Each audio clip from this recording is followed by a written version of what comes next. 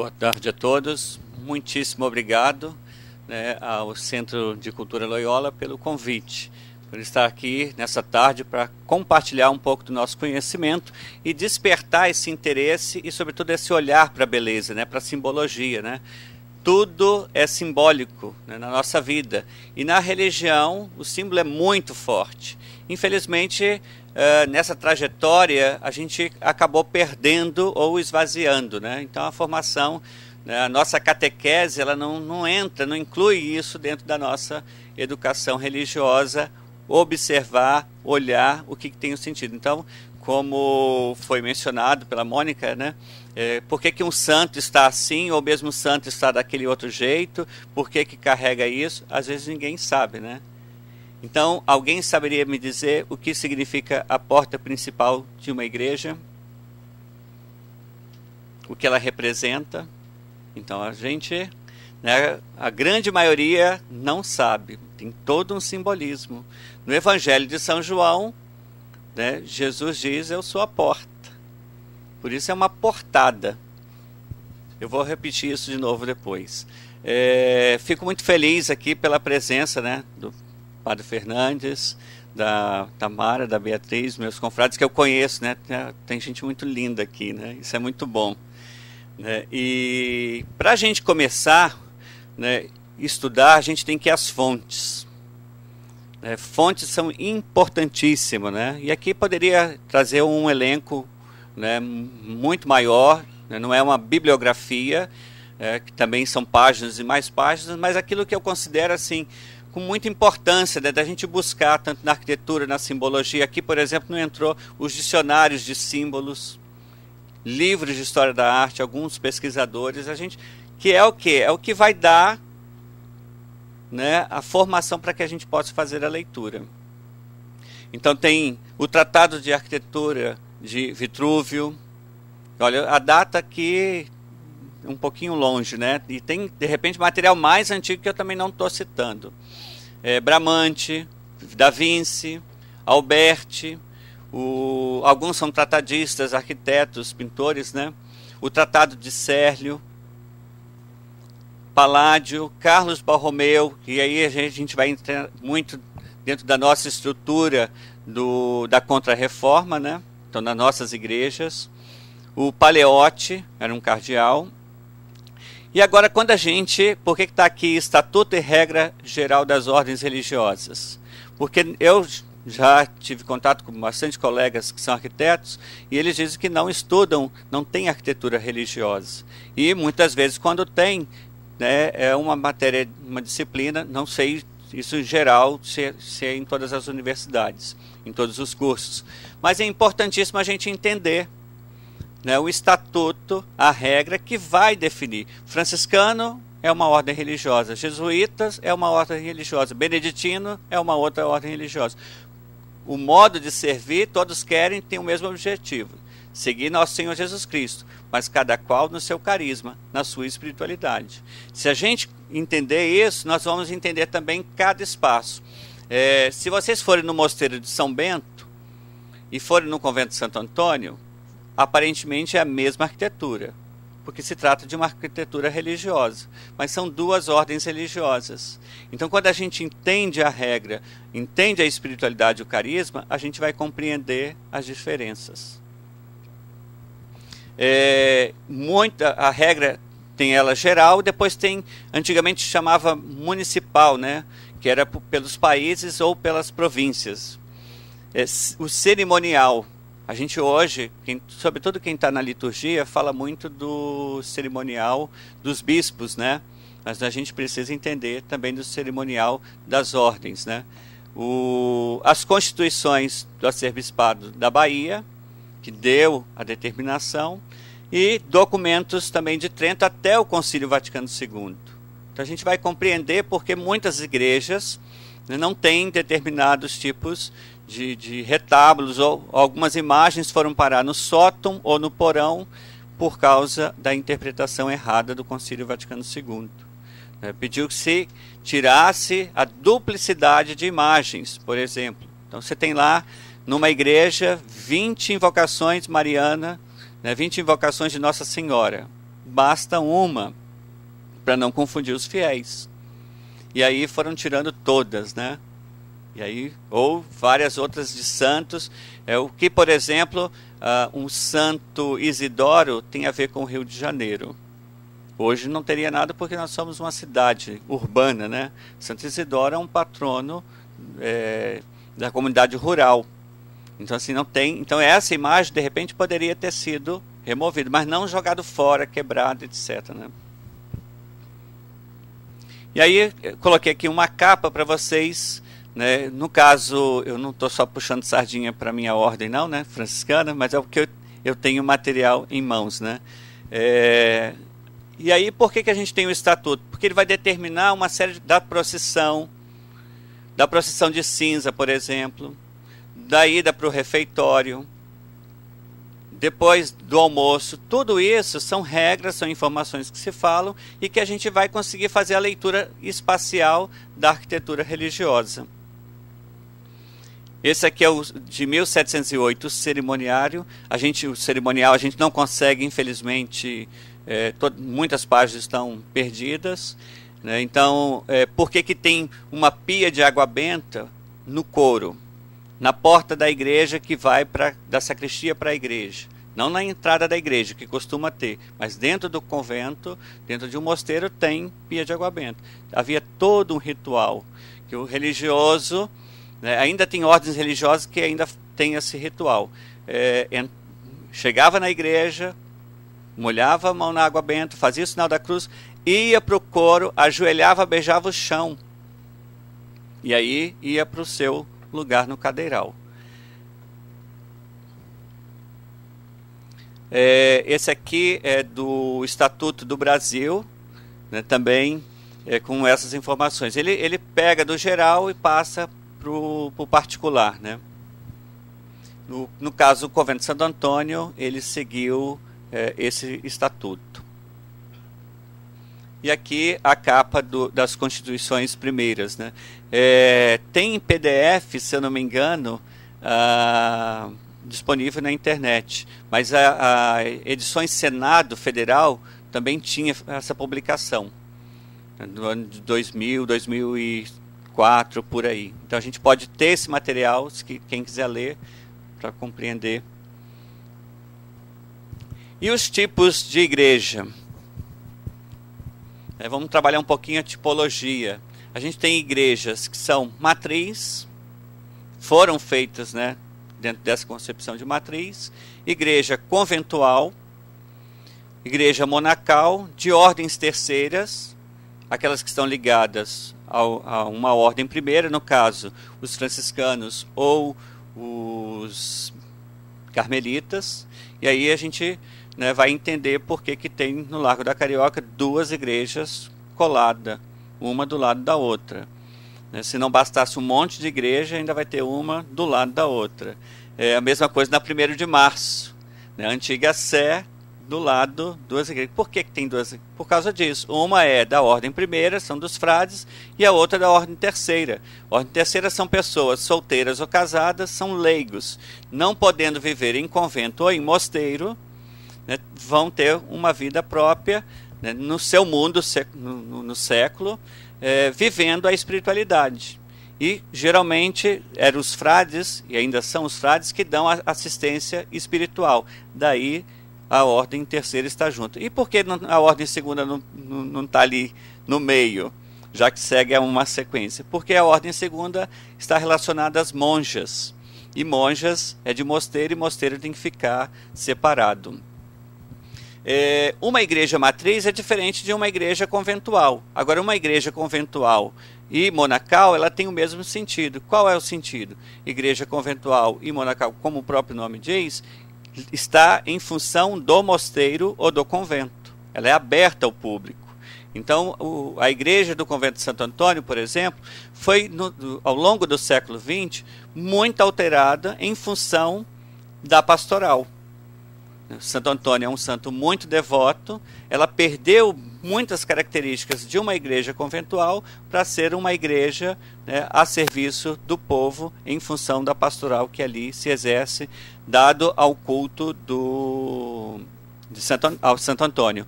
Já a igreja do Mosteiro de São Bento, ela sofreu pouquíssimas intervenções, porque ela está a serviço e continua a serviço da comunidade monacal. As capelas, a gente vai ter capela de fazenda, que pode ser uma capela separada ou uma capela integrada. E aí, eu trouxe aqui umas 2 fotos de capelas que estavam no entorno dentro da área da fazenda, e hoje passa no meio de uma avenida, né? Assim, já faz parte. Então, se a gente não buscar a história, ela fica descontextualizada. Capelas domésticas, que pode ser uma capelinha pequena, mais ligada à família. Também as capelas dos colégios, né? Que muitas vezes a gente esquece, né? E capela ex-voto. Alguém saberia aqui elencar alguma capela no Rio de Janeiro que é ex-voto? Ex-voto é uma graça alcançada, então você faz um objeto, né? Você tem uma graça, então você pode mandar, você está com dor de cabeça, tem um problema, você tem a réplica da cabeça em madeira ou em cera e leva na igreja onde você fez a promessa e alcançou a graça. Candelária. A Candelária é um ex-voto, né? E outra é a Nossa Senhora da Penha. É um ex-voto, ela surgiu, né, dentro dessa graça alcançada. E aí se fez a igreja e se tornaram emblemáticas para a história. A Candelária dada o volume dela, e a Igreja da Penha também como santuário, né? Os conventos, então a gente teve no Brasil franciscanos, carmelitas, capuchinhos, que é um ramo dos franciscanos, os carmelitas descalços e os calçados também, né? Teve os 2 ramos, mercedários, sobretudo no Maranhão, e os jesuítas, que não tem o nome de convento, mas é residência e os aldeamento, né? E aí a autoridade máxima é o padre Fernandes para falar de jesuítas. Mosteiros, né? Nós tivemos os mosteiros beneditino, e no caso aqui, o único mosteiro que a gente teve feminino foi o de Clarissas, fundado em 1677 em Salvador. O único que foi autorizado na colônia como mosteiro. Os demais eram recolhimentos. Os recolhimentos eram forma da igreja, né, e o Estado se entenderem fazer a política da boa vizinhança para que houvesse mosteiros, que houvesse vida religiosa feminina. Então recolhia-se mulheres, a princípio, que quisessem fazer oração, mas sobretudo mulheres que eram as filhas, as esposas, que às vezes não aceitavam a imposição do marido, os casamentos arranjados, e então iam por recolhimento, se recolhia, né? Então a gente tem, nesse recolhimento, nós vamos ter o de Santa Teresa em São Paulo, que depois tem o recolhimento da Luz, que é o Frei Galvão que funda. Aqui no Rio, o Convento da Ajuda, na Cinelândia, o recolhimento de Santa Teresa, que ainda permanece, hoje a gente chama Convento de Santa Teresa, né? E Macaúbas, e também em Salvador, além do Convento de Santa Clara do Desterro, a gente vai ter o Convento Nossa Senhora da Conceição da Ajuda, que também eram recolhimentos. E os oratórios, que podem ser, geralmente em Minas Gerais tem muito mais, os oratórios, né, da Paixão, os oratórios de estrada e os oratórios domésticos. Esses oratórios que podem ser móveis ou não, né? Às vezes eles são integrados. Sabe que na fachada das casas, né, me lembrei disso agora, se coloca azulejo como santo. Sabe de onde vem essa tradição? Vem de Portugal, do terremoto de Lisboa. Né? Quando houve o terremoto, em 1755, fizeram, na reconstrução, colocaram, chama-se azulejo de registro, a imagem de São Marçal, que era o defensor, o protetor contra incêndios e terremotos. E logo em seguida veio também Santo Antônio e logo em seguida a Imaculada Conceição. E depois veio São Jorge, Nossa Senhora de Fátima. Infelizmente, esses azulejos de registro estão se perdendo, né? Sobretudo porque as casas ou as pessoas estão mudando de religião ou são vendidas para empreendimento imobiliário e acaba perdendo. Na Zona Norte ainda se encontram muitos desses painéis originais. E dentro aqui, essa simbologia. O local da construção. Onde as igrejas eram construídas? Na montanha, no lugar alto.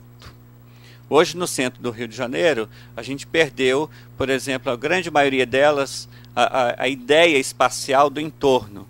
Por exemplo, Santa Luzia. A gente vê 2, 3 degraus. A Igreja do Rosário, talvez 1 ou 2 degraus. A gente quase não vê mais. A própria ali no Largo São Francisco, a Igreja de São Francisco de Paula, ainda tem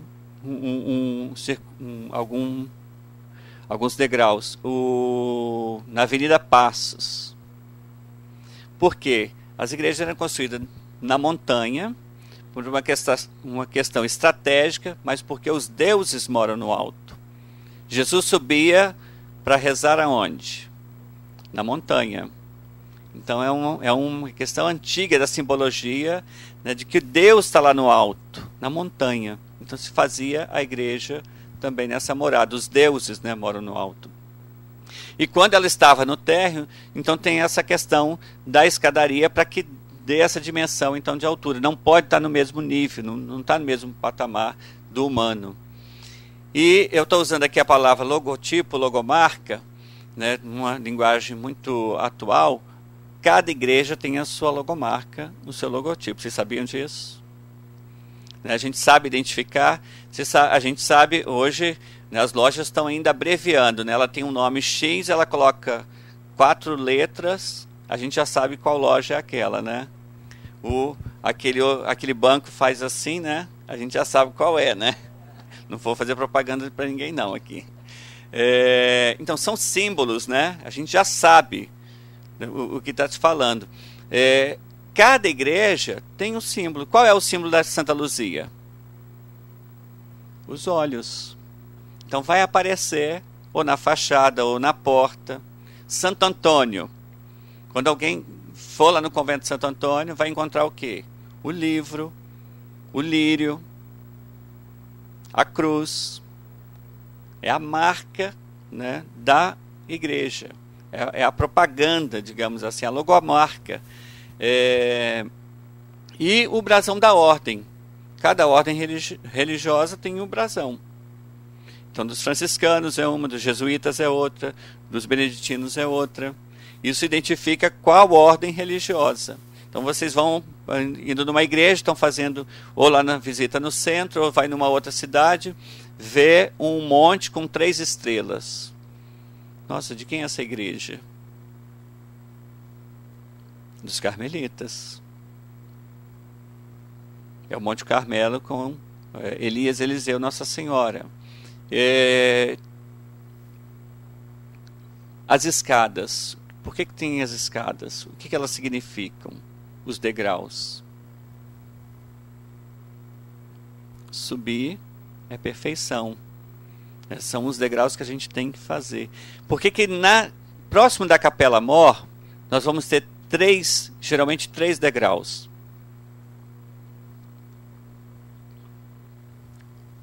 Lá tem o altar, né, principal, sobretudo nas igrejas antigas. Tem 3 degraus. Fé, esperança e caridade. São as virtudes teologais que a gente vai encontrar em Jesus Cristo. É Ele que nos dá.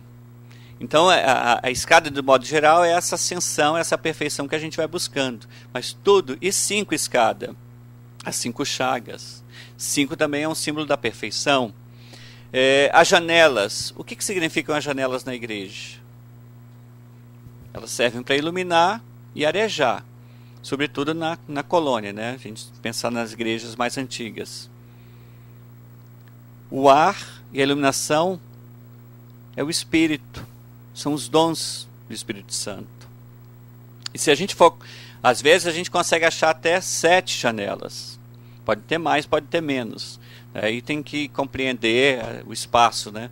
Mas de modo geral é os dons do Espírito Santo que representam. Pilastras e colunas. Os 12 apóstolos. E tem igrejas que seguiam isso, né? Porque lá tinha aquelas fontes, né? Lembra, no início eu falava dessas fontes que vinham buscando, né? Que vão determinar algumas coisas. E elas não estão ali apenas para sustentar um edifício. E a gente observa que muitas das vezes, em igrejas modernas, né, tem colunas de qualquer jeito, inclusive atrapalhando, criando um ruído, né, porque não teve o projeto arquitetônico, foi se construindo, foi fazendo puxadinho. E quando a gente tem um projeto arquitetônico que tem um projeto iconográfico, a gente vai entender toda a simbologia. Os arcos, ou o arco, o que representa? O seio da Virgem Maria, o ventre materno de Deus.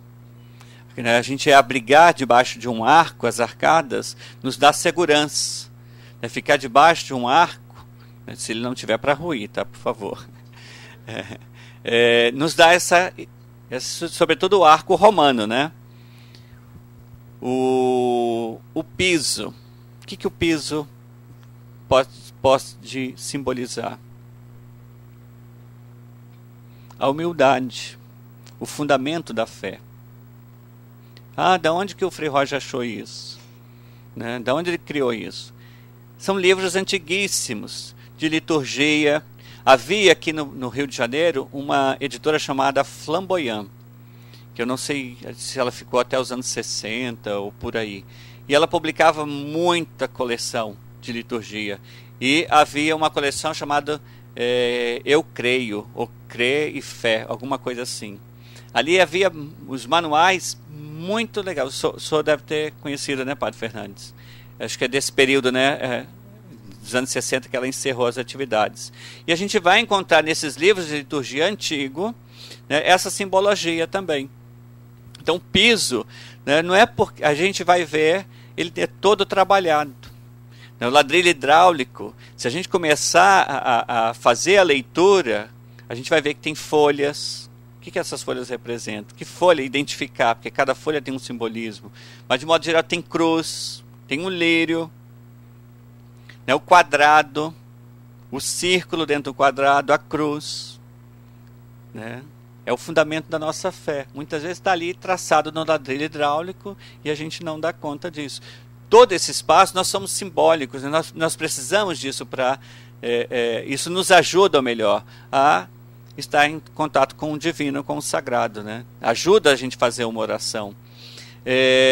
A sacristia, o forro, antes está ali, o forro representa a caridade. A mesma ideia também do arco, né? Desse Deus que cobre nós, né? Nos envolve, né? A sacristia simboliza a Virgem Maria, porque lá o padre se aparamenta para trazer o Cristo da Eucaristia. A torre sineira também representa a Virgem Maria, porque ela que anunciou, ela trouxe o Filho ao mundo, né? E também é um sinal de alerta, um sinal de porto seguro, porque todos podiam, a torre sempre foi maior, para marcar território, né, para que ali fosse o sinal, né, de ali tem abrigo. Sobretudo na Idade Média, né, depois ainda as pessoas sempre tinham refúgio dentro da igreja. Santa Clara, quando ela fugiu de casa, ela fugiu e o tio foi atrás. Então ela se refugiou dentro da igreja. E aí tentaram, de qualquer forma, trazê-la de volta, e ela se aproximou do altar e colocou a mão no altar. Pronto, ficou intocável, ninguém podia mais mexer, porque é o lugar seguro. Então a torre faz essa referência. E o claustro dos conventos, né? O jardim, de modo geral, representa o paraíso, mas o claustro, por excelência, o claustro sempre é quadrado. Né? Quadrado porque entendia-se que a Terra era quadrada. E o quadrado também são 4 elementos do universo: a água, a terra, o fogo, o ar, os 4 evangelistas. E São Bernardo de Claraval, ele vai fazer a reforma dos mosteiros beneditinos, quando ele faz a comunidade de Cister, ele desenvolve também uma simbologia. Né? A maioria dos conventos beneditinos, cistercienses e alguns outros de outras ordens, nem sempre os franciscanos vão seguir, e os carmelitas, mas pode acontecer de seguir o mesmo padrão, porque isso foi uma norma para os beneditinos cistercienses. De um lado está a igreja, do outro lado está o refeitório, de um outro a biblioteca e de um outro lado está a portaria, lembrando as 4 dimensões humanas. Então a gente tem a igreja, que representa a dimensão espiritual, do outro lado o refeitório, a dimensão animal, do outro lado a biblioteca, a dimensão intelectual, e do outro a portaria, a dimensão social.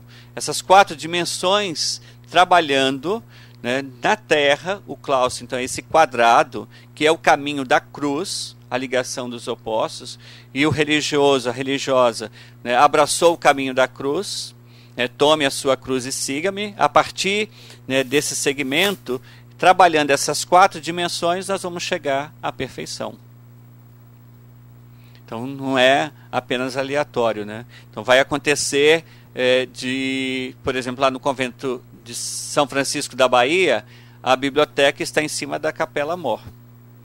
Aí vai dizer assim, eles não seguiram a regra? Bom, a regra não era especificamente para os franciscanos. Mas se a gente a gente tenta fazer essa leitura em qualquer claustro.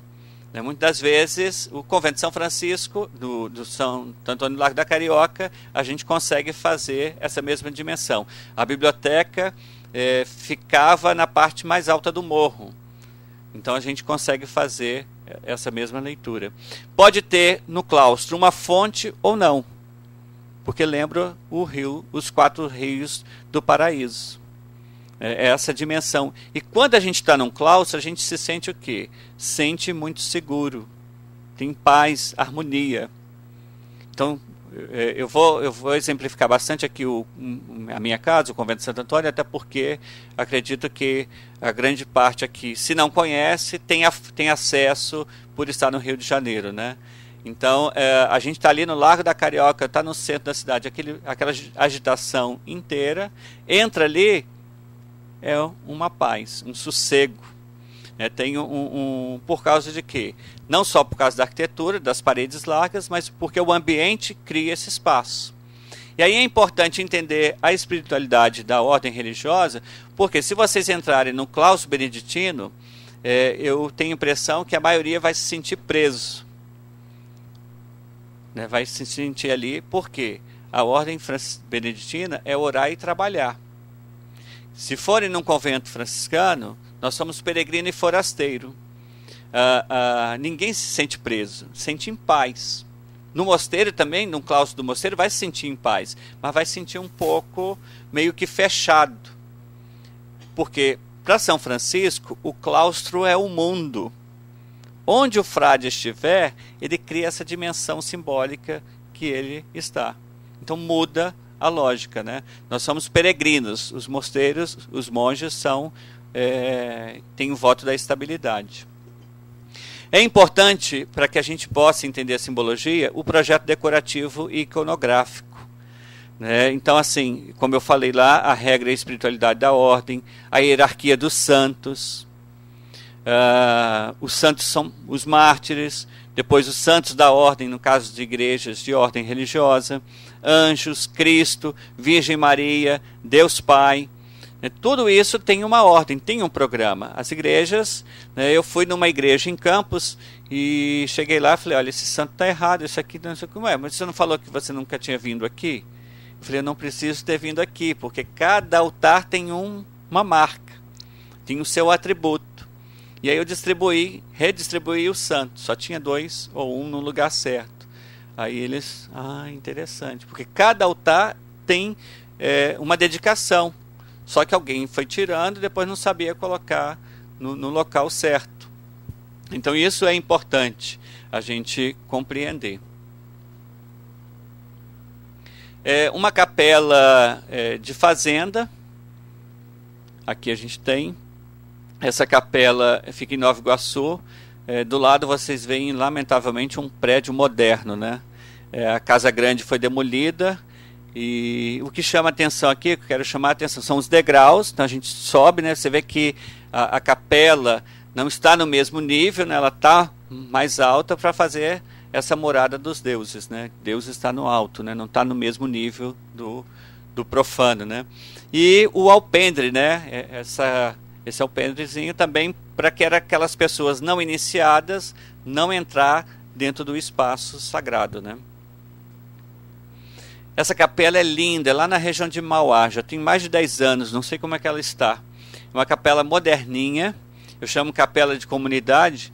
Infelizmente não consegui entrar, mas tem todo um trabalho do século XX, ali um cuidado, né, de uma preocupação estética, né, tem um estudo, tem um gosto. Então se a gente teve aquele alpendre, aquele se repete dentro de uma arquitetura moderna, né. Tem um espaço aqui que era para acender velas, né, essa capelinha deve ser dos anos 20 ou 30, por aí, no máximo 40. Parece que o Pelé é naquela região onde ele morava, parece... Pelé não, desculpa, Garrincha, né, que ia nessa capelinha. Uma capela de estrada. Eu parei para fazer essa foto, né, no meio da estrada, uma capelinha, algumas casas próximas, e está ali completamente abandonada. Por aqueles buraquinhos dava para ver, consegui fazer umas fotos, deu dó, né, de ver a situação. Mas ali as pessoas também colocam muita, provavelmente não consegui descobrir qual era a devoção, mas colocam também muitas imagens quebradas, peças que não querem mais, né? Essa é uma capela de fazenda na região de Campos e que está no meio de um canavial, lá meio perdida, né? Uma capela belíssima. O interior dela também não tem os altares principais, já foram modificados. Tem 2 altares laterais novos e na época eu fui pelo INEPAC, a gente estava fazendo o inventário, e aí houve toda essa discussão e eu chamei a atenção, porque o altar, ele sendo novo, você via que era um marceneiro, não tinha um estudo profundo, mas tinha um cuidado estético e uma preocupação em seguir uma norma canônica, né? Então ele seguia um padrão totalmente moderno, porém não, fora do contexto da arquitetura principal da igreja, mas tinha um cuidado da iconografia.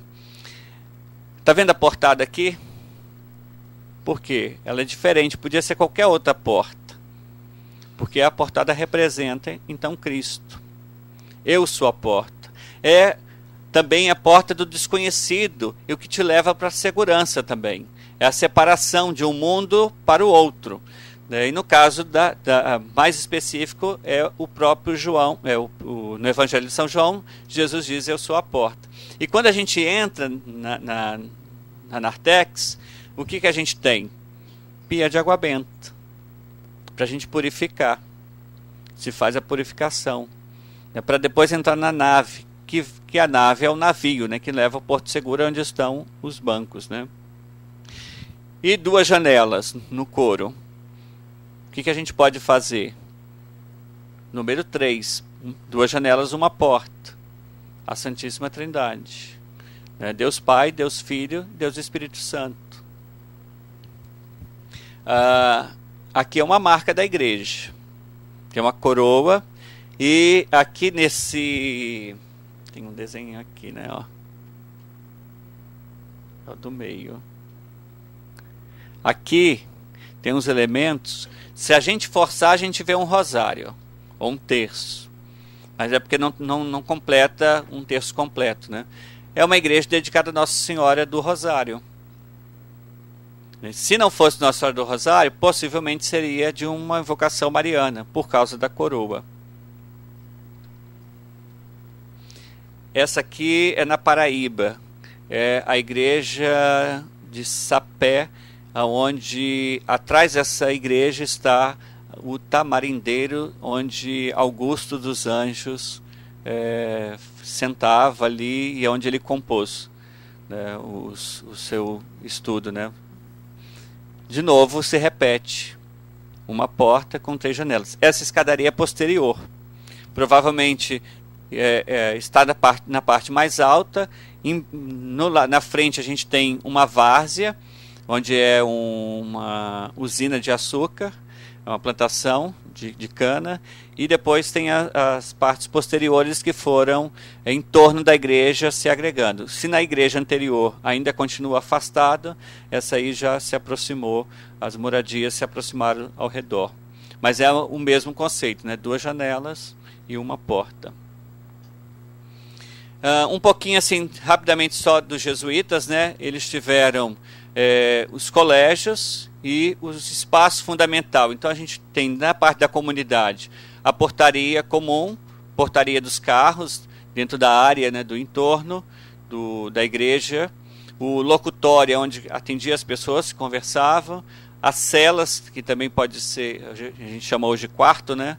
A capela doméstica, era uma capela interna, livraria, também conhecida como biblioteca, enfermaria, botica ou farmácia, rouparia, refeitório, casa de lavatório, a cozinha, casa de despejo e latrina, o banheiro, né?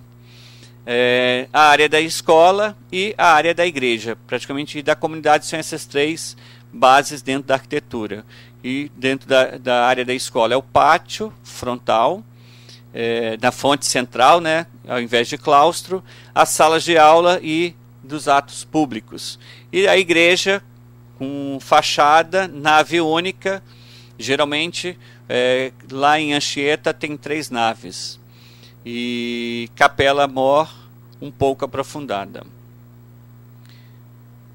Da igreja, convento e mosteiro dos franciscanos, dos carmelitas e beneditinos, a gente praticamente vai ter essa mesma ideia, né? A capela conventual, podendo ter nave única ou mais, coro alto, sacristia, segunda sacristia, portaria, sala da farinha. Sala da farinha é a sala que fica entre o refeitório e a portaria, onde a farinha era o mantimento para doar para os pobres. Cozinha, despensa, refeitório, sala de profúndios, é uma sala antes do refeitório, que os frades rezavam o Salmo 129 e depois iam para o refeitório. Ela está entre o refeitório e a cozinha, fica no meio. Cárcere, era um presídio, né? O cárcere era lugar de penitência. Os grandes conventos têm os seus cárceres para as pessoas, os frades, fazer penitência por livre e espontânea vontade, passar ali um tempo, ou por causa de desobediência também. Então não obedeceu, não cumpriu a regra, ia para o cárcere, né? E no convento de Santo Antônio, quem estiver na frente da igreja, do lado esquerdo, né, vai ver na construção 2 arcos menores. Sobre 2 arcos tem uma construção com avarandado, né? Ali era o cárcere dos frades do convento de Santo Antônio. E o cárcere também ele fica muito próximo ao refeitório, porque no cárcere só tem um altar, e deitava-se no chão. E ele vinha e comia, né, no refeitório, comia no chão, pedia perdão pelos seus pecados, né? O claustro, né, como eu já apresentei, salas diversas de formação, sala de capítulo. Capítulo é a reunião interna dos frades, digamos, numa outra palavra, assembleia, né? Então pode ser mensal ou anual. Geralmente nessa sala tem bancos e também tem uma capela. Pode haver capelas diversas, salões diversos, biblioteca ou casa do livro ou livraria, enfermaria, botica, horta, pomar, as criações, cemitério, jardim diversos, salas ou salões e janelas, né, nos cantos da arquitetura. Também vai ter escadaria, e aí a escadaria é interessante porque lá no estatuto está dizendo o seguinte: quando houver mais do que um piso, tem que ter 3 escadas. E essas escadas, elas são estratégicas. Quem for no Convento de Santo Antônio do Rio vai ver 3, porque tem 2 pisos. Uma próximo da portaria, uma próximo da sacristia e outra próximo do refeitório, que são os espaços em comum que são utilizados. Tocou o sino, quer que esteja o frade em qualquer parte da casa, ele consegue chegar rapidamente no local aonde se destina. A cerca conventual, então é o que determina hoje, a gente chamaria de muro, o adro, o cruzeiro em frente do adro e a Galilé, como tem na igreja da Lapa dos Mercadores e no convento, no mosteiro de São Bento, também tem a Galilé.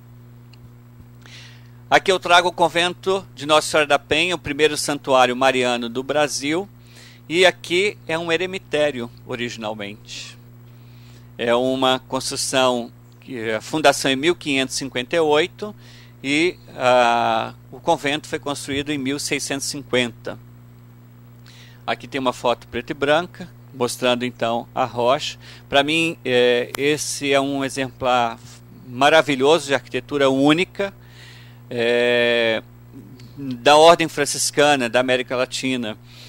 Toda essa concepção, eremitério vem da palavra ermo, daquele que mora sozinho, está nas alturas, e a pedra, a rocha, ela também simboliza a fortaleza, né? Além de estar a 154 metros do nível do mar, os frades aqui obedeceram o espaço geográfico. Não foi, nenhuma rocha foi quebrada para se construir. Primeiro constrói a capelinha, a igreja, e em seguida depois o convento. Até os anos 20, aqui está a igreja, ó, nesse pedacinho. Aqui é a frente da igreja. Esse alpendre, ele é da década de 40 do século passado. E então aqui moram a residência dos frades, nesses 2 patamares. Lá dentro a gente andava no meio, pisando na rocha. Era irregular. Isso caracteriza, mostra o quanto isso era um eremitério.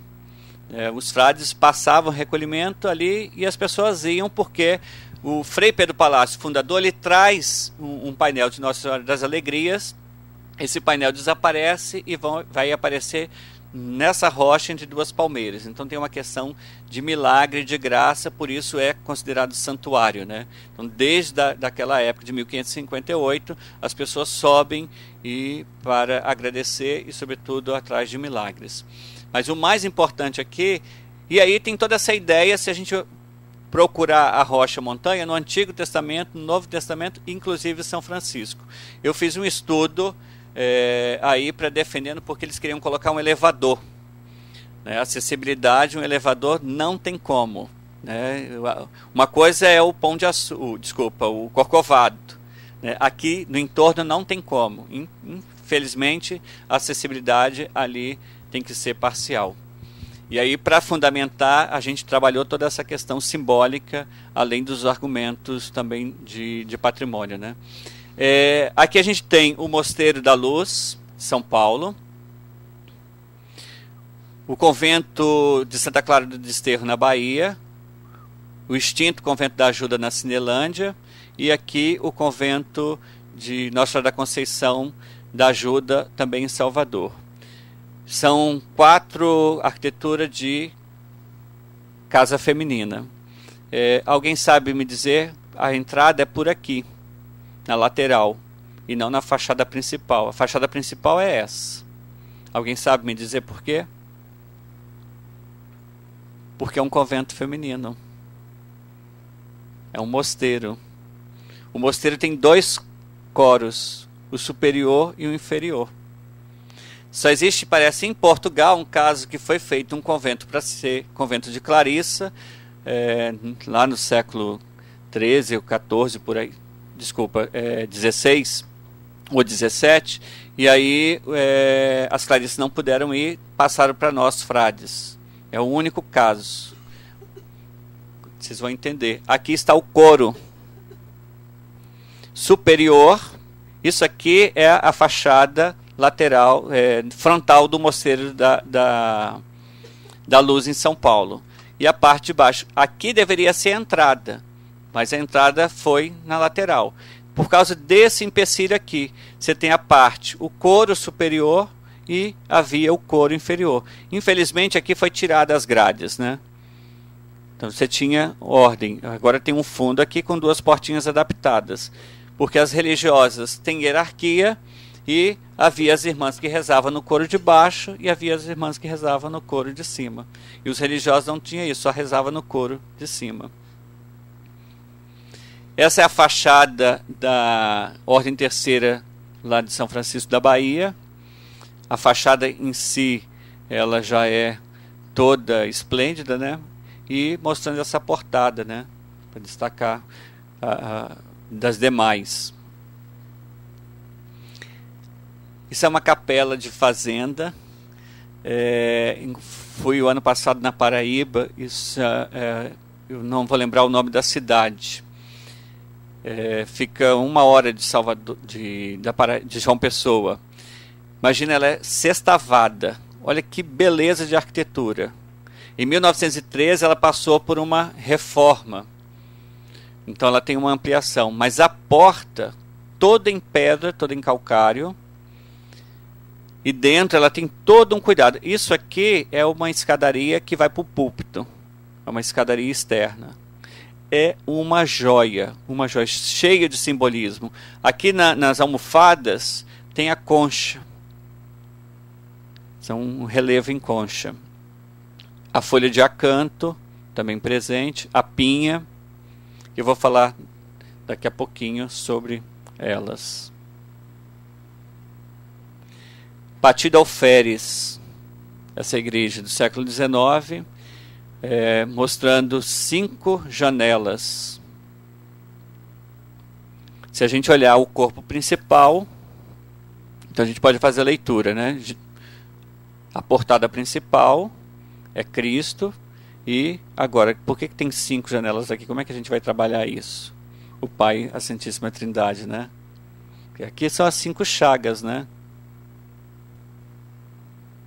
A gente também pode trabalhar as 3 pessoas, Pai, Filho e Espírito Santo, em 2 naturezas. A humana e divina.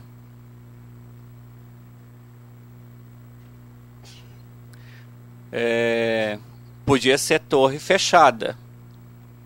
Então assim, pode ser, né, o Frei está delirando. A gente não sabe qual era a intenção do arquiteto, mas o símbolo está ali presente. Nada está aleatório. Poderia ser uma fechada e outra com janela. Mas tem um significado. Então esse significado que a gente tem que aprender a ler, né, que nos ajuda, né? Não é uma coisa qualquer, né? Não é um gosto, porque está na moda, agora a gente vai abrir e vai fechar. Isso tem acontecido muito, né? Sobretudo com as igrejas que não são tombadas, né? Vem um pároco, vem alguém da comunidade, precisa, né, de fazer alguma coisa, de uma sala, então ali é ótimo. Então bate o sol, a gente, né, em vez de colocar uma cortina, não, põe uma parede, né, e aí vai fazendo as alterações.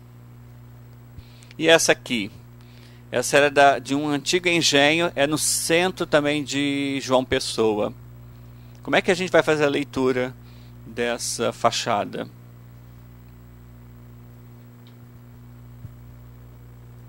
Embaixo a gente, né, pode ler, né, Santíssima Trindade, já que tem uma portada maior, Deus Pai, Deus Filho e Jesus, o Espírito Santo. As 5 chagas, se a gente quiser ler. 3 pessoas em 2 naturezas. E o óculo é o símbolo também, né, o círculo, né? Aqui é para entrar o sol, geralmente vai para a Capela Mor, mas aqui o círculo é o símbolo da perfeição. Assim como o número 5 também é a perfeição. Então, a partir desse óculo, é o caminho de Cristo, o caminho é para ser perfeito. Nossa caminhada como cristão, né, a igreja, né, para a gente ser melhor, se tornar perfeito.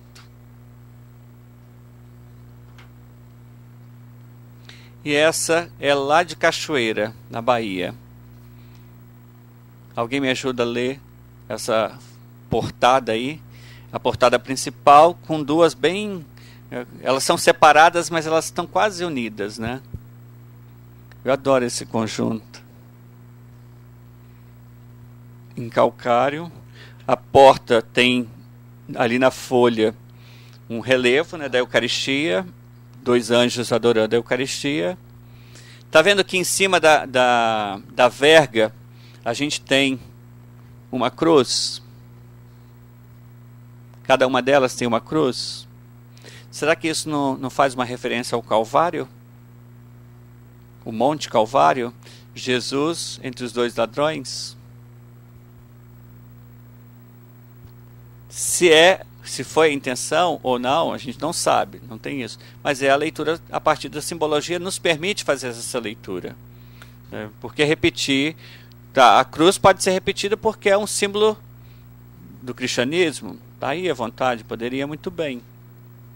Mas tem, né, uma estética, tem um programa iconográfico que nos faz permitir. Onde é que aparece isso na arte sacra, na arte cristã?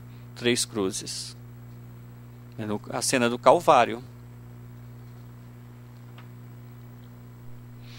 Essa aqui é a porta lá da Ordem Terceira da cidade de Campos. Tem a portada. O brasão da Ordem Franciscana. Então a gente identifica. Um outro elemento, a concha. E nessas folhas, olha aqui o leão. Em cada parte aqui tem um leão. O leão da tribo de Judá é o próprio Cristo. Mas aqui está falando da força, né, da segurança. E ao mesmo tempo eles estão vigiando. E essa partezinha aqui embaixo é o limiar. É o que separa, né, os 2 mundos. O mundo profano do sagrado. O mundo profano não é ruim, é o que está diante do sagrado. O sagrado é o espaço reservado do profano. Então aqui faz essa separação. E aqui a gente tem, eu não sei se vocês conseguem ver, eu não estou vendo muito bem aqui não, mas no frontal da igreja a gente tem uma imagem de São Francisco, e aqui em relevo 2 figuras de anjos segurando, abrindo a cortina, né? E aqui em cima é a pinha, que é o símbolo do fruto, tanto da fertilidade, mas também é o símbolo da igreja. Eu falei daquelas 2 figuras em relevo e anjos, vai aparecer aqui também. Esse é o portão do convento da Penha, lá de Vila Velha. E esse portão tem essas 2 figuras. Aonde a gente vê essas figuras? Em azulejaria. Chama-se figuras de convite. São 2 guardas, né, como se dando a segurança a esse espaço, mas também dando as boas-vindas, recepcionando as pessoas. É um portão, e aí esse portão aqui dá acesso a uma ladeira, né? E essa ladeira tem 7 voltas. Por que 7 voltas? São as 7 dores de Nossa Senhora. Também está relacionada, este convento, essa Nossa Senhora da Penha, do Espírito Santo, ela está relacionada à devoção franciscana de Nossa Senhora das Alegrias. Então é a partir do caminho, né, a partir das dores, é que a gente vai chegar no topo da alegria. Né? Então tem que passar por esse caminho. Alguns têm insistido que lá, por ser Nossa Senhora da Penha cultuada como alegria, que esse caminho seria o caminho das alegrias. Eu acho que é o caminho sempre da dor. A alegria, você chega lá. Quando você desce, pode ser até a alegria, porque é o caminho da penitência. É íngreme, é pedra, né? Não tem esse sentido de prazer, de alegria. É de dor e de sofrimento que você tem que se colocar. Aqui, numa igreja também repete a coroa, é uma igreja dedicada ao Nosso Rosário. Aqui tem cajus, né? Bem regionalizado, né? E aqui nesse pináculo, para mim é chama, mas o pessoal acha que é abacaxi. Né? Pode até ser, né, o abacaxi. E aí qual o símbolo do abacaxi dentro da religião? Poderia estar, como o abacaxi recebe coroa, ele pode ser então o símbolo de Cristo, da igreja, né? E cada gomozinho, né, se a gente pensar a casca, dá a impressão de gomo, né, do abacaxi. Somos nós. Eu faço essa associação um pouco com a romã. A romã tem esse simbolismo, mas a romã tem o grão, que cada grão é o cristão banhado no sangue de Cristo, né? Então é o símbolo da igreja e ao mesmo tempo o símbolo de Cristo, né? O mártir que deu, né, o sangue, né? Aqui é um arco cruzeiro, é uma igreja de Araçatiba, isso é no Espírito Santo, e uma igreja de origem jesuítica. Aqui no arco cruzeiro vai aparecer esse relevo. Esse relevo, para mim, é uma fonte. São 3 linguetas de um lado, 3 de um outro, e tem uma no meio. É interessante que todo o norte do Rio de Janeiro e parte do Espírito Santo, a gente vai encontrar muito comum essa influência dos relevos na parte interna e externa de algumas igrejas. O que isso representa? Está no arco cruzeiro. Bom, o arco cruzeiro separa a nave da Capela Mor. Muito provavelmente está fazendo referência à fonte. Deus é a fonte inesgotável, a vida, né? A água em abundância, né? Então é um símbolo também da Eucaristia, né? Enquanto vida, né? E aqui no centro são rosas, uma vez que a igreja é dedicada, flores, né? Uma vez que a igreja é dedicada a Maria, está falando, então faz alusão a ela. O claustro, só para exemplificar, pode ser todo fechado ou avarandado, com uma parede no meio, tendo um corredor na parte interna dos quartos, né? O mais belíssimo para mim é o de Salvador, que aí tem um painéis de azulejos, e tanto o convento como a Ordem Terceira ao lado, o maior conjunto, né, poderia chamar até de museu do azulejo português fora de Portugal.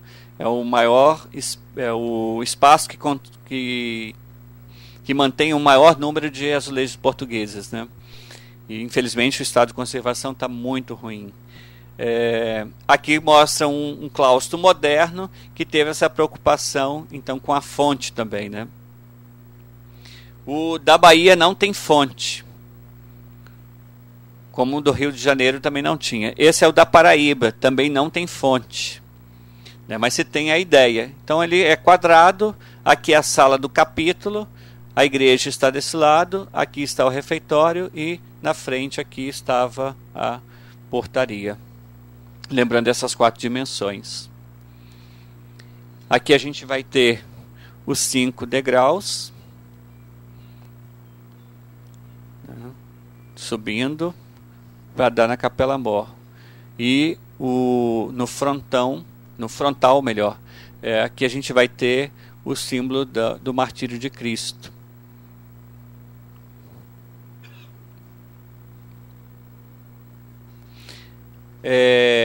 Essas escadas, lá em Salvador está muito bem. Você tem no claustro, você tem a entrada do claustro para a Capela Mor, os 3 degraus. Porque a fé, a esperança e os painéis de azulejo falam de turbulência, né? Tem uma turbulência no mar, e isso está ligado que a gente só vai ter paz, apaziguar em Jesus Cristo, né? Mostrando dessa forma, é toda uma catequese, né? Os azulejos ali, tudo é catequese. E aqui a gente tem o lavabo da sacristia do convento de Santo Antônio, com a concha e o golfinho, né? O golfinho é símbolo de Cristo, né? É ele que vai, né, orientando os barcos, e a partir da água do batismo é a água que nos santifica, né? Então aqui também na mitologia fala de Delfim, por isso esses elementos, né, estão presentes, porque está ligado à água, mas é sobretudo a representação de Cristo. Chegou um pessoal lá e disse: nossa, esse símbolo aqui é do Estado, né, porque a igreja e o Estado estava junto. Na bandeira da prefeitura, né, tem os golfinhos, mas os golfinhos estão ligados à Baía de Guanabara, né? Nós estamos em torno do mar, né? por coincidência. Aí eu expliquei esse simbolismo. Eu falei, nossa, e a concha? Alguém sabe me dizer? A concha simboliza, a gente está muito ligado à concha com o Santiago de Compostela, né? Já faz logo essa associação, né? A concha tem uma pérola, não tem essa pérola? No simbolismo cristão católico, a Virgem Maria é a concha, porque ela tem uma pérola que é Jesus Cristo. É tão bom isso, não é, gente? Nada é por acaso. E aí a gente vai ter a concha, né, em outros espaços. Ela vai se repetir.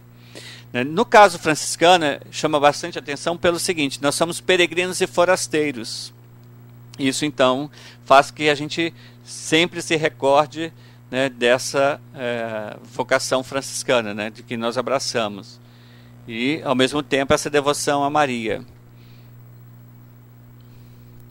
Aqui a gente tem uma maquineta, um oratóriozinho, e vai aparecer de variadas formas. Aqui num altar, numa parede, ela está presente. No azulejo.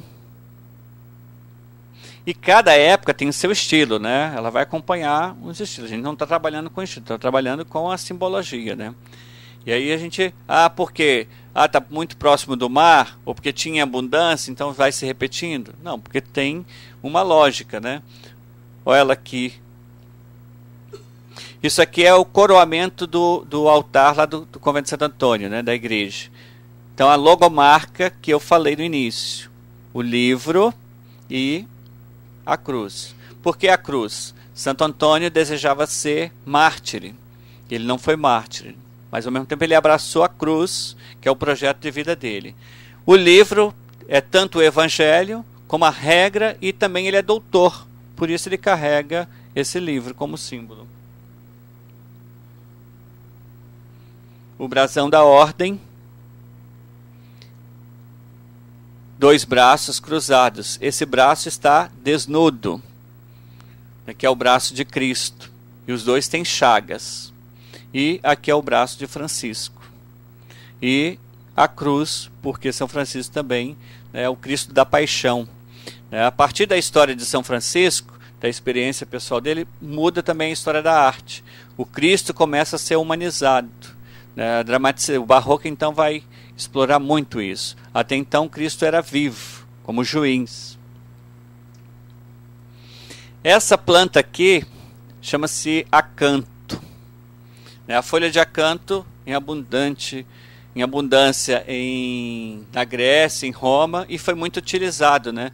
Porque ela simboliza que uma obra difícil foi concluída.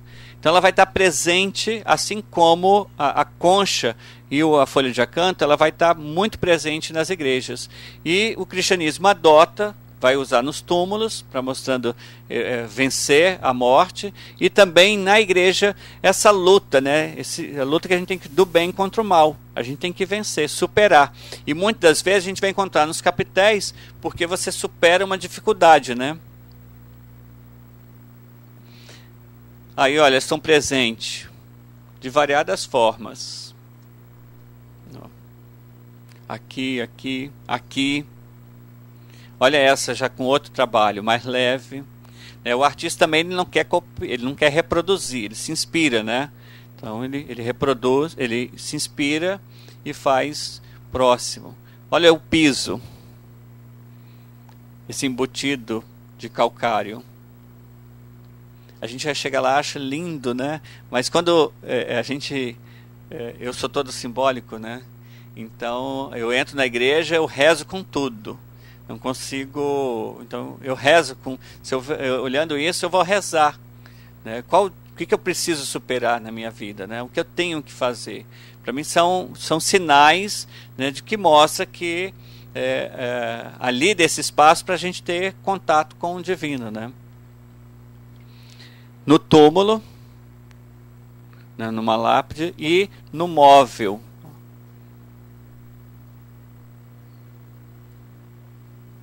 Aqui também é no arco cruzeiro, um arco cruzeiro bem alto. Então está mostrando que a gente só supera E aqui tem o símbolo da Eucaristia, né? Um ostensório. Com Cristo a gente supera, né, as dificuldades, né? Isso olhando do âmbito religioso do culto católico. Numa peanha ela vai aparecer, né, de novo, bastante repintada. Ela aparece aqui e ainda tem a pinha, que é o símbolo, né, da fecundidade, e o fruto da árvore sagrada, né, da árvore da vida. E os dois corações. Aqui a gente tem dois corações. Qual é qual? Jesus e Maria, né? Então, esse altar dedicado a Nossa Senhora das Dores. Aqui tem as dores, as 7 dores pintadas, representadas nessas pinturas. E aqui no frontal do altar a gente então vai ter, né, digamos, a logomarca, a identificação desse altar. Poderia ser de um altar de um dos passos da paixão ou da dor de Nossa Senhora, né? Então o coração de Cristo é marcado pela coroa de espinho e a espada pela profecia de Simeão. Uma espada transpassará vosso coração. E esse aqui, alguém sabe me dizer? 3 corações. Não é da cidade mineira não, tá? E nem do café. Esse aqui tá fácil, não tá? É Jesus Cristo, né? Tem a cruz, né, a coroa. Aqui a lança, uma rosa. Esse aqui tem parece uma lança, uma flecha e um lírio.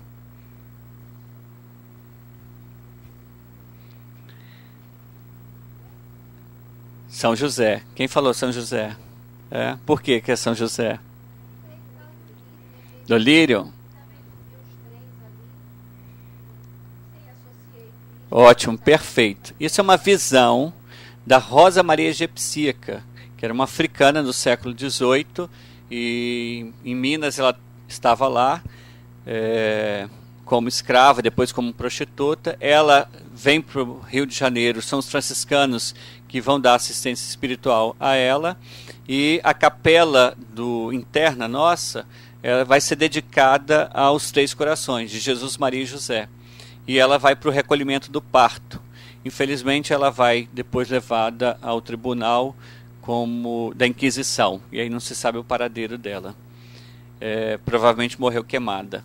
Mas é interessante porque fala-se das 3 dores, né? E qual é a dor de São José? Eu só fui descobrir isso ano passado, depois de muito tempo, ó, hein? Através de um livrinho de mais de 100 anos que eu achei, da devoção a São José. Falava da dor de São José quando ele recebeu a notícia de que ele tinha que fugir, né, que Herodes tinha matado a criança. E ele só foi curar a dor depois da morte de Herodes. E aí o artista achou uma flecha, porque a flecha que atributo é esse que está dentro que posso identificar? Ele escolheu a flecha. O lírio é a pureza, a cruz, Jesus foi crucificado, a coroa de espinho, a rosa e o punhal é fácil. Agora São José, ainda bem que tem os livros antigos para a gente achar, né? Então, as fontes são fundamentais. E aqui a gente tem um cálice, eu trouxe esse detalhe porque tem um triângulo com o olho. Um símbolo maçom dentro da igreja. Os símbolos se repetem, o símbolo é universal. Cada religião tem a sua leitura. Aqui é o triângulo, é o símbolo perfeito, é Deus. E o olho é Deus, não tem nada com a maçonaria.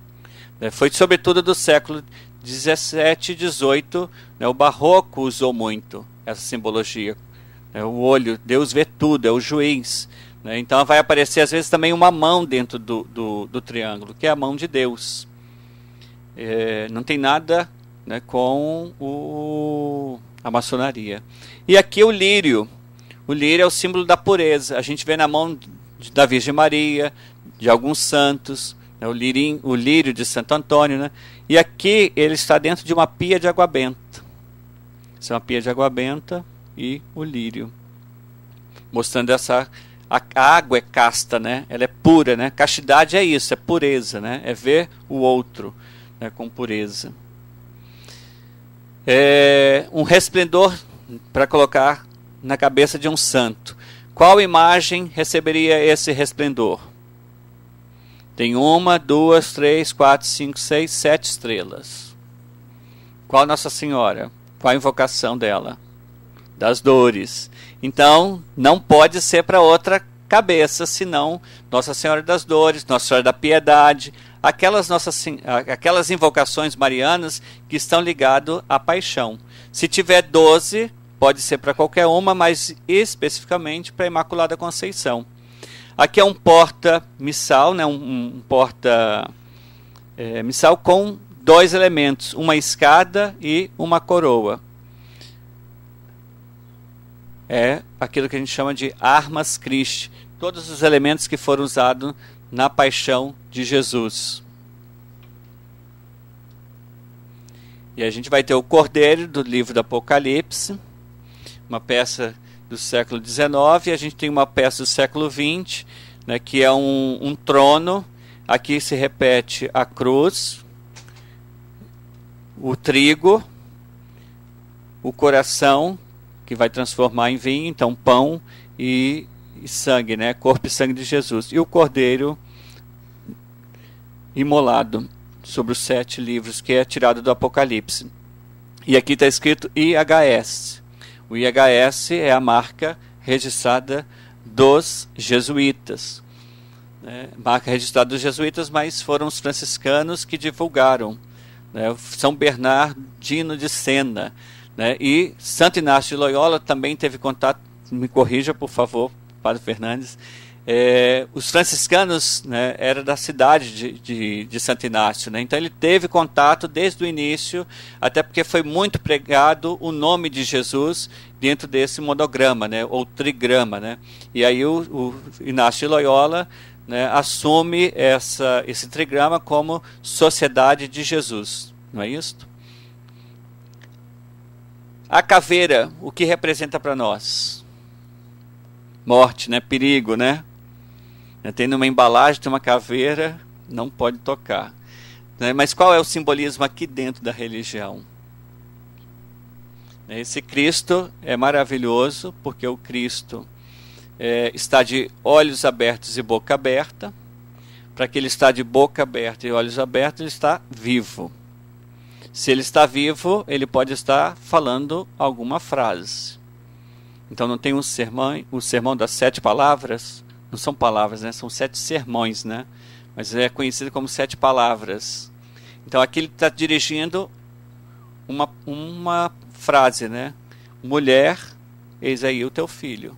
Boca aberta, olhos abertos, se dirigindo à Virgem Maria. E por que tem essa caveira aqui? Ah, o artista gostava de caveira, né? Jesus foi crucificado aonde? Gólgota, né? Lugar da caveira. Mas tem um outro sentido, né? De que a crucificação de Jesus teria sido em cima do túmulo de Adão. E aqui então representa, nesse caso aqui do Calvário, representa o quê? Representa Adão. Mas tem um sentido teológico. A morte de Cristo na cruz veio para redimir toda a humanidade, do primeiro homem até o último. A gente, sabendo disso, a gente olha com outro olhar, né? Reza com outro olhar, né? Entra no espaço com outra forma, né? A gente tem uma outra relação, né? E aqui, vocês já viram que algumas dessas cruzes, ela tem um formato de árvore? Essa aqui não tem. Mas tem umas, eu tentei achar, mas eu não tinha uma fotografia decente. O tronco aqui, às vezes folhas, ou só, você vê que foi cortado, né, os galhos, né? Por que disso? É uma lenda também, inspirada de que Jesus foi crucificado, né, aonde estava Adão. Né, no mesmo espaço, foi na marcação. Por isso esse tronco, né, é o tronco da vida. Né? Se Adão foi o primeiro homem e negou a humanidade, aqui Deus né, floresce, revive, né, ele deu vida nova, né, ele regenerou. E associado a diversos lugares, no caso aqui está naquela cruz, então a gente vai encontrar um monte de elementos, né, ligado à paixão. Isso a gente chama-se armas Christi.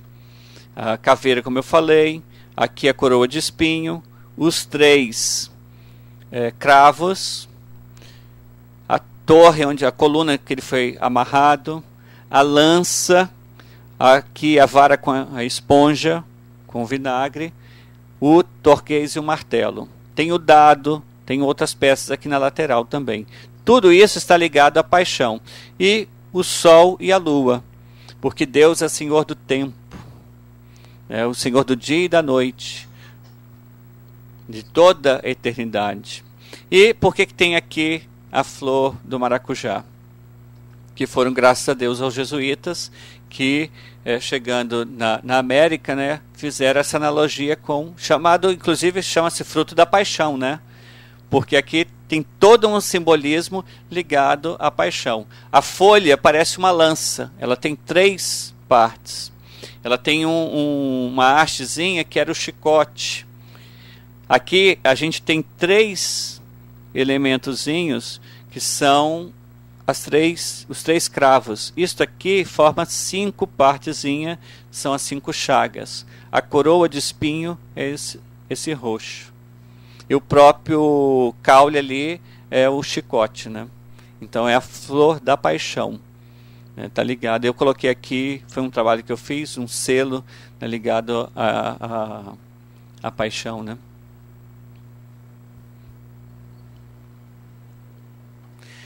Esse altar, esse retábulo, alguém saberia me dizer, olhando assim, a quem se é dedicado? Ele é bem desprovido de símbolos, né?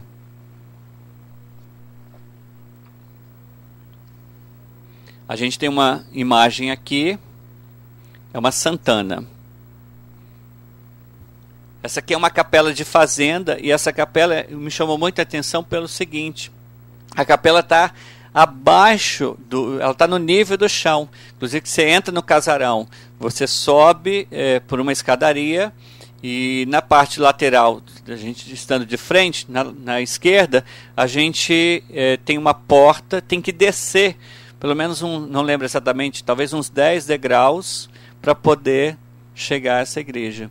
E me chamou a atenção que ela está no mesmo nível, então, do terreno, né? A casa grande está em ascensão e o sagrado está lá embaixo, né? 2 imagens aqui estão perdidas. O livro, bom, fica difícil a gente identificar de fato, né? Se não tem a imagem original, se não se sabe, é muito genérico, né? Não tem assim um elemento, tem flores, não se dá, não tem um atributo. O Espírito Santo pode ser para todos os santos, para a Virgem Maria, a força é o próprio Espírito Santo, mas aqui pode ser um atributo. Santana tem um livro, né? Aberto ou fechado, ela é mestra, ela ensina, né? Então está ligado à educação. E aqui a gente depois vai ver uma outra versão, é o IHS, na porta do sacrário, que também aparentemente a gente vê um risco, né? Aqui são os altares. Então esse altar aqui a gente vai ter a lua com 3 cravos. E aqui a gente tem um Senhor morto. Ó, aqui está ligado, esse altar está São Miguel. Mas o São Miguel aqui não é desse altar original. Tem que ser uma Nossa Senhora das Dores ou da Paixão. Aqui é uma imagem do Senhor, dos Passos, o atributo a cruz, e aqui o triângulo com 3 cravos. Logo, é um altar da Paixão. Então a imagem está correta. Aqui a gente tem um monograma, folhas, as palmas da vitória, né? Lembrando o martírio, a superação, e as flores. As flores querem indicar o quê? A vida é muito breve. Cada flor tem um significado, mas é para chamar a atenção que também Assim como abre de manhã, murcha ao meio-dia, a nossa vida é assim passageira. Mas a rosa é o símbolo da Virgem Maria, a rosa, sobretudo, que não tem espinho. Vai ter vários elementos que são a concha, a guirlanda, para mostrar essa transitoriedade.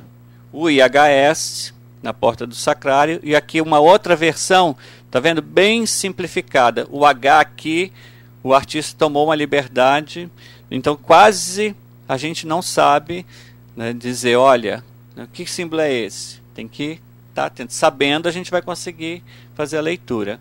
Adoro esse conjunto, gente. Isso é fantástico, é maravilhoso, porque é a cena do Calvário. Está aqui numa igreja no Rio, nada de extraordinário, né, assim aparentemente, mas quando a gente vê de perto, né, Cristo de olhos abertos e boca aberta, né, o João e Maria olham para cima. Agora olha a Madalena como é que está. Ela dialoga com Jesus. E aqui Madalena está como uma pecadora, né? Então mostrando, né, ao invés da caveira, aqui, claro que Maria Madalena está sempre presente, mas poderia também ter uma caveira e Maria Madalena mais voltada para um outro lado, né? Mas aqui é o diálogo, né, do resgate. É aquela coisa, qual é a mensagem que está se passando na época, né? A mulher pecadora, o resgate do perdão, o resgate à dignidade da vida, e o pote, que é o atributo de Maria Madalena, né? O pote que tinha um unguento. E aí a gente tem essa igreja que é maravilhosa. Quem não conhece tem que conhecer, a igreja de São Francisco da Penitência, do Largo da Carioca, do lado do convento. A gente entra, é uma joia, é uma caixa de joia.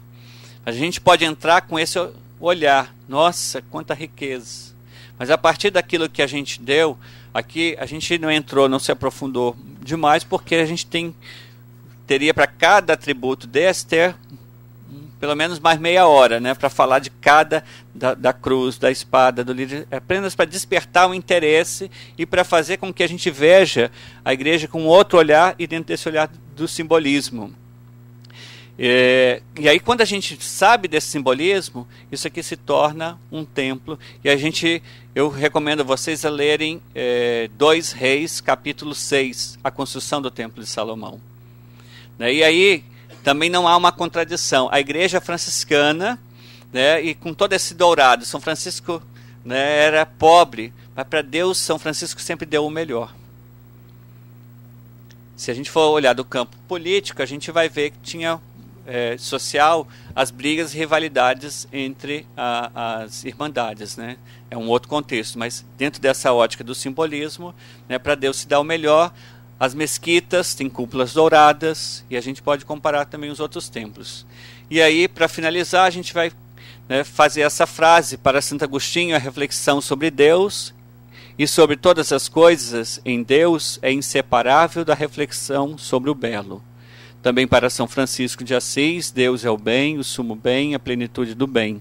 Assim, o artista, falando de Deus, fala do belo, da beleza.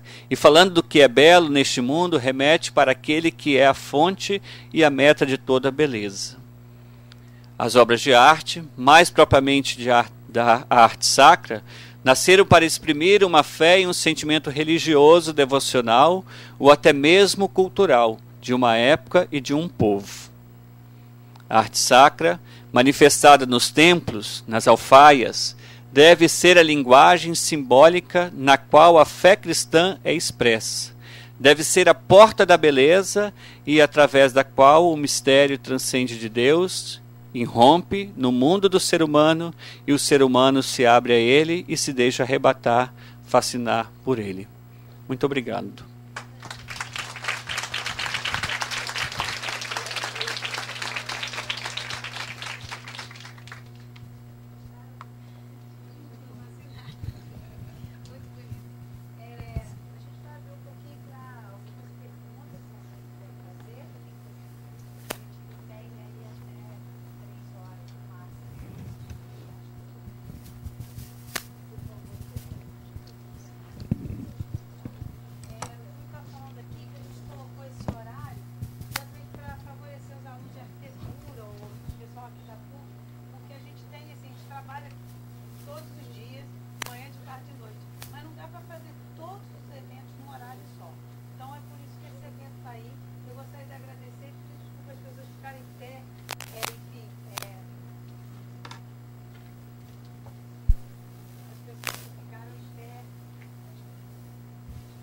Alô? Ah, tá.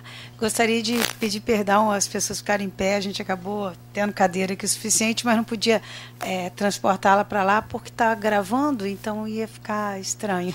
Tá bom? Mas a gente fica muito feliz da presença de todos vocês.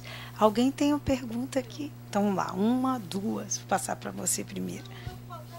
É porque está gravando, desculpe.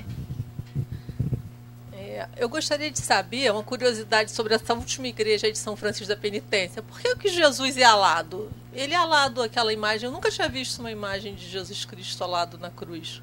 Então aí a gente tem que entender a ordem franciscana, né? Da qual pertence. Ela pertence, no caso, os franciscanos, e é uma passagem da vida de São Francisco de Assis. Ele quis muito fazer a experiência pessoal, né, de se aproximar o máximo possível da experiência de Jesus Cristo. E em determinado momento da vida dele, ele estava fazendo um retiro, e ele recebeu na montanha chamada Laverne as chagas. Né, apareceu um anjo alado, né, poderia ter sido o próprio Cristo, e imprimiu nas mãos, no peito e nos pés as chagas. Então, aquela imagem ali é a representação dessa cena que aconteceu. E um frade estava com São Francisco, então ele testemunhou. E depois São Francisco não queria que ninguém soubesse disso, e acabou que não tinha como as chagas ficar ali. Né? Então, essa é a representação da ordem. Mais outra? Queria saber por que são 2 bicas nas igrejas. Tem nas sacristias tem 2 biquinhas. 2 bicas?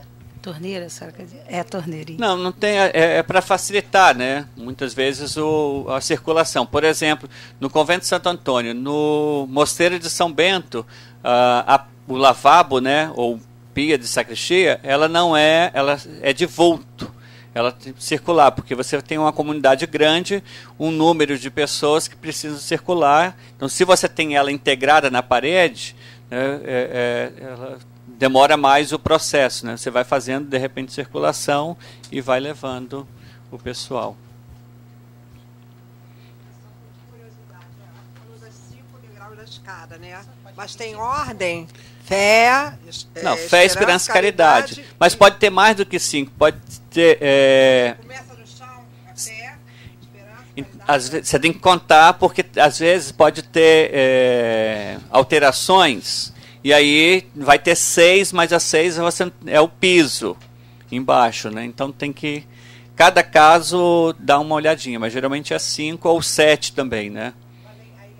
E aí ou as virtudes teologais ou cardeais. Aquela igreja que tem charitas no alto. Isso. Aquela igreja, ela é considerada igreja ou uma capela? É uma igreja. É uma ali igreja, no São Francisco, né? Que ela é muito no Largo de São Francisco. Não, em Charitas mesmo. Em Charitas é a igreja de São Francisco, né? Xavier. Xavier. Ali. A gente, quando eu fui para Niterói, aqui no Rio a gente fala Charitas, né? Mas em latim é Caritas, né? E aí ficou o Charitas, né? Ou Charitas, né? E isso está ligado também a São Francisco de Paula. São Francisco de Paula, lá no Largo de São Francisco, está caridade, né? Ele tem um emblema escrito Caritas, né? Boa tarde, meu nome é Marcelo. A partir de quando foi essa situação do degrau? Porque uma reforma que nós fizemos numa igreja, já é uma igreja antiga, eu encontrei apenas um degrau. Ela provavelmente 1600 e pouco. Quando restaurei, tirei todo o altar principal, eu encontrei antigo em pedra, apenas um. Isso eu não saberia dizer em que ano que começou e o que ano que terminou, né? É uma tradição muito antiga, até porque não existe normas muito claras, né? Existe simbolismo e você vai acompanhando isso ao longo das igrejas, que elas vão se repetindo, né? E aí também tem o caso de igrejas que você tem particularidades, né? Elas não precisam seguir necessariamente uma regra, né? Como aquela capela que eu mostrei aqui da fazenda, ela está abaixo, né? Por quê? O arquiteto sabia? Será que foi uma questão geográfica? Foi uma questão? Então também tem que estudar o caso local para ver, né? Boa tarde, Frei. Obrigado pelas palavras. Eu queria que o senhor falasse um pouco sobre... As referências maiores são de escolas antigas, de teologias já tridentinas e etc., mas há que se distinguir entre uma referência agora com o Concílio Vaticano II, que a igreja como um todo, local de celebração, deixa de atentar tanto a objetos devocionais e então por isso o espaço arquitetônico se foca a outras coisas, especificamente as ligadas ao Cristo. Então, como o senhor vê, apesar das maiores referências foram, claro, ligadas ao patrimônio, que eu acredito o senhor trabalhar mais, com a experiência da construção de hoje, a igreja formada hoje? Então, eu estou trabalhando com simbolismo, né? Então ele é atemporal e, como você mesmo colocou, trabalho já com as construções mais antigas, onde o símbolo é muito mais forte, né? Mas se a gente compreender, por exemplo, a Basílica de Aparecida é uma basílica neo-românica, né? Ela é uma retomada. Está havendo, agora há pouco tempo, não sei exatamente quantos anos, talvez 10 anos, toda uma comissão fazendo um projeto iconográfico para aquela construção, né? Então, dentro de uma leitura ali de arquitetura neo-românica, portanto, fazendo uma leitura voltada para a liturgia do Concílio Vaticano II, né? Então, tudo se converge para o altar e o povo participa, né? Mas aqui a gente está trabalhando um pouco mais dessa linguagem simbólica, né? Mesmo que uma igreja moderna, nova, às vezes ela é desprovida, por exemplo, a catedral. Tem muita gente que não gosta. Hoje eu começo a observar com um pouco mais de carinho a nossa catedral, né? Então tem vários apelidos, né, dela lá, de vaso virado, balde, isso, aquilo, outro, né? Só que, a partir do olhar estético do belo, né, quando a gente procura ver a beleza, a gente acaba, né, entendendo um pouco mais, né? Não quer dizer que tudo tem que ser assim ou que tem que ser esse caminho que eu faço. Eu estou falando da minha experiência, né? E muitas vezes, no medieval, e eu fui à Alemanha e fiquei assim, vendo igrejas medievais fantásticas, sem nada. Você entra, limpa, às vezes uma vela acesa. Eu fui numa cidade que fiquei encantado, assim, como aquilo convidava a oração, né? Pé direito alto, toda branca, a cruz, sem o Cristo, e uma vela acesa. E ninguém, fiquei um bom tempo lá, porque a cidade também é pequena, o pessoal... mas aberta para quem quiser entrar. Então ali está cheio de mistério, né? O símbolo ele não precisa ser todo rebuscado, como no nosso caso aqui de barroco e rococó, né, que é também a arte da contra-reforma. Temos que entender que essa questão da teatralização, né, de trazer esse peso, né, esse choque, né? Você tem que convencer as pessoas nessa dramaticidade, né? Por exemplo, a Espanha, né, eles fazem isso, né? Está agora circulando nas redes sociais aquela procissão, né, de encontro de Nossa Senhora, né? Então o pessoal faz, de repente sai, ela muda o manto, tira o manto preto automático, né? É toda uma dramaticidade, né? Hoje não sei se todo mundo compreende aquilo, né? Eu particularmente, né, acho estranho, mas por outro lado acho muito bonito por essa cultura, e entendendo essa posição, essa ordem histórica, a gente entra dentro do que está acontecendo, né? Mais alguém?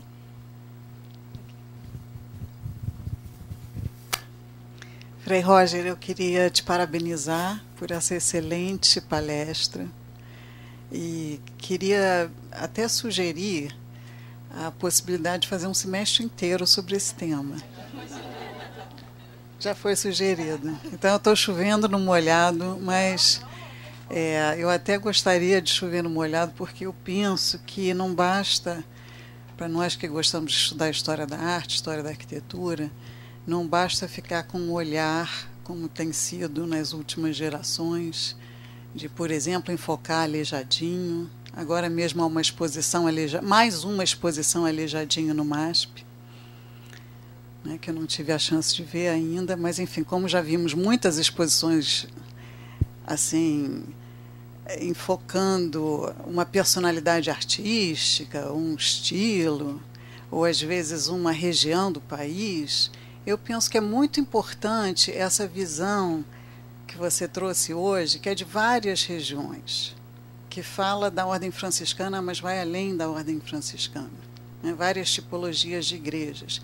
Eu acho que é precioso esse viés interdisciplinar com a antropologia, com a teologia. Então, eu penso que isso é muito importante ser desenvolvido, você nos lembrar as funções das crenças, das doutrinas, dos rituais, e eu espero que a gente possa ouvir mais nesse sentido. Eu sempre aprendo ouvindo você. Então, eu queria só dar um exemplo rápido aqui, se puder. Eu acho que há mais de 2 décadas atrás, eu segui um seminário em Paris, no Collège de France, com um grande historiador, que é muito traduzido para o português, o Jean Delumeau. E teve uma hora que o Jean Delumeau falou sobre a fruta da paixão, como é chamada em francês, e explicou que, abrindo a fruta da paixão, o maracujá, percebia-se a paixão de Cristo. E eu ouvi aquilo e eu não entendia nada. Como é que abrir um maracujá dá para enxergar a paixão de Cristo lá dentro? E hoje você mostrou a flor, né, e as partes da flor, e aí ficou claro para mim. Então, mais uma vez, muito obrigada. Eu que agradeço a sua presença, as suas palavras. Beatriz é uma grande professora, né? Doutora. Então, assim, fico muito lisonjeado. E eu aprendo muito com ela também. Acho que a Beatriz tem seu estudo sobre a Imaculada Conceição, ali na UFRJ, um grupo de estudo junto com Tamara também. Tamara é outra pessoa que estuda a arte sacra dentro desse viés, né, de imagem. Tem um livro da Tamara sobre o juízo final. Se alguém quiser saber, pergunte a ela. Eu não posso fazer propaganda aqui, não. Isso não é propaganda, mas é as coisas boas que a gente tem que estar falando, né? De fato, eu só dei uma pincelada, né? Que eu não podia, mais para ter um gosto e despertar. Quando eu compartilho um pouco meu conhecimento, e aí também foi com o pessoal do Centro Loyola, né? Foi uma conversa que a gente teve lá no claustro e assim, né, falei, topo, né? E a gente compartilhar para que a gente tem que aprofundar isso mais, né? Eu tenho tenho material, tenho, né, espaço, mas a palma, como é que ela aparece, a caveira, né, apareceu ali, mas e no São Francisco, e na Maria Madalena, em outro momento, a arte tumular. Então, assim, e fazer sempre essas associações com a época, com as épocas, mas também com outras áreas do conhecimento, né? A antropologia, a psicologia, né? A simbologia, a história, né? Para a gente poder entender, né? Boa tarde, meu nome é Silvana. Só questão de curiosidade, a igreja de Nossa Senhora do Carmo, ali no centro, ela tem uma imagem bem no alto de Deus. Qual é o simbolismo disso? A sensação que a gente tem é estranha, parece que ela fica deslocado. Tem uma imagem toda dourada, no alto mesmo do altar, na nave central, de Deus. A sensação que eu tenho que ali é Deus. Então eu queria saber o motivo que ela fica totalmente diferente das outras igrejas. É dela, e acho que Nossa Senhora da Glória também tem essa imagem. Na Lapa dos Mercadores também tem a representação de Deus. Uhum. Né? Deus foi representado com uma mão. Obrigada. Muito antigamente se representava com uma mão, o triângulo com o olho, né? E depois então faz a representação de um ancião, né? Porque Deus, né? E com barba, né? É um senhor do conhecimento, Deus Pai, né? Então a gente vai ver, né, outras pinturas da Santíssima Trindade também com essa figura. Deus a gente nunca viu. A gente viu Jesus Cristo, a partir dele a gente vê Deus. né, como o Espírito Santo apareceu a forma de ruá, vento e a forma de pombo. Então são as 3 formas legítimas de representar a Santíssima Trindade. E no caso, Deus Pai é um ancião com barba, né? Ou a mão, o olho ou o triângulo. Alguém mais? Ah, tá lá, 2. A gente vai ter que ir embora, né? Tô vendo agora. Dá tempo. Boa tarde, meu nome é Beth. Eu até sugeriria, no caso, por exemplo, alguns dos elementos que o senhor mostra aí, como, por exemplo, flores, folhas, etc. Isso vem até de outras religiões, de povos antigos, anteriores ao catolicismo, traz uma simbologia. E dentro da historicidade da literatura tem seus marcos históricos, onde a gente vê inclusive a história do homem, a criança, o adolescente, o jovem, o adulto. E nessa pós-modernidade, e é o caso do senhor talvez lá com a catedral, a gente tem hoje uma juventude que perdeu os marcos. Então, eu iria sugerir que o senhor retomasse isso do ponto dos marcos numa palestra, num seminário, onde se inserisse isso e como resgatar isso nessa pós-modernidade, onde o vaso realmente vai estar de cabeça para baixo. O laissez-faire é o mal do século, onde tudo isso se encaixa, que está tudo tão presente aí e que às vezes passa desapercebido, e aí a gente vive esse vazio humano que a gente tem percebido. Obrigado, Beth. Uma consideração, né? Boa tarde, meu nome é Eric. A minha dúvida ela é bem simples, corre até o risco de ser meio simplista, mas nessa relação que o senhor trouxe logo no início da palestra de tratados do século I a.C. e de outros tratadistas, pintores, artistas, não sei se dá para falar de um cânone de interpretação dos símbolos, mas há algum certo momento em que há uma disputa por interpretações de determinados símbolos?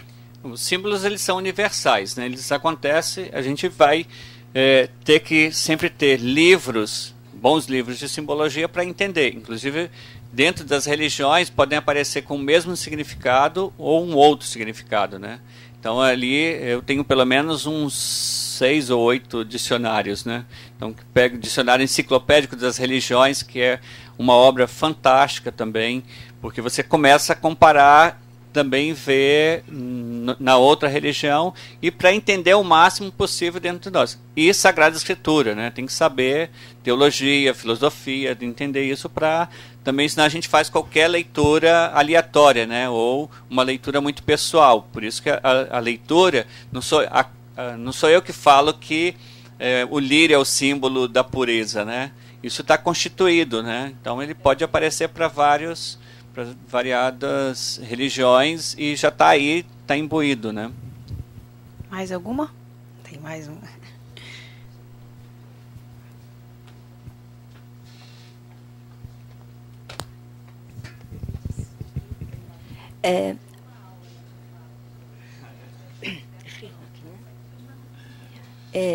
Boa tarde.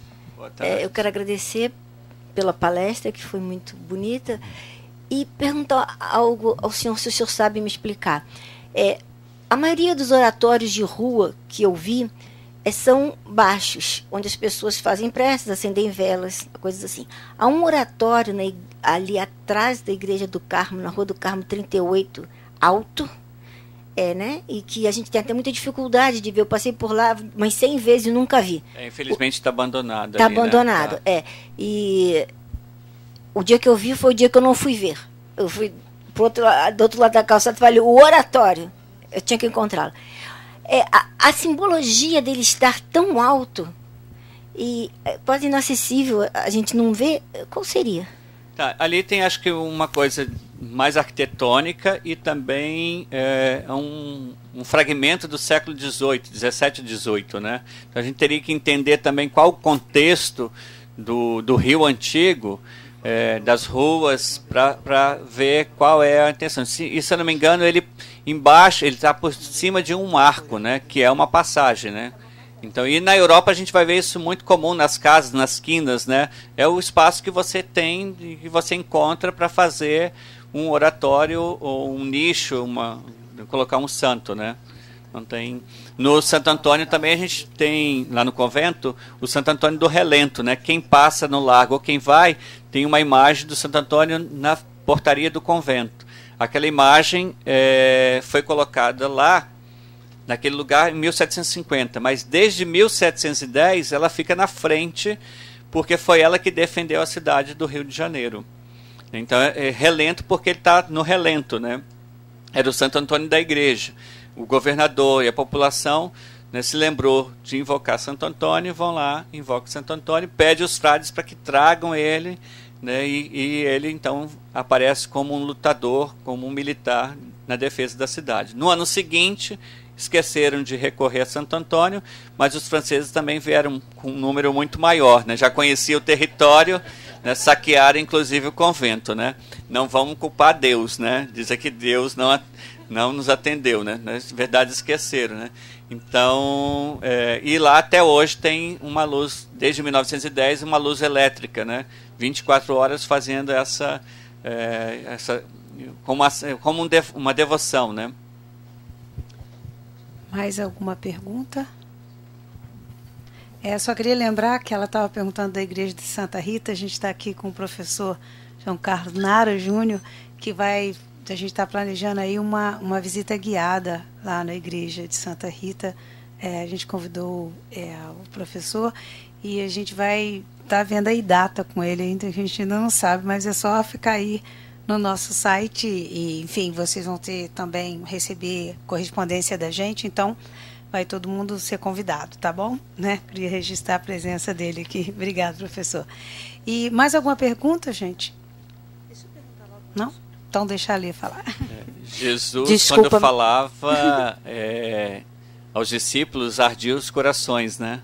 Eu falo, dói o ouvido de vocês, né? Então já está na hora já de... Né? Desculpa, meu celular, era o antibiótico da minha filha.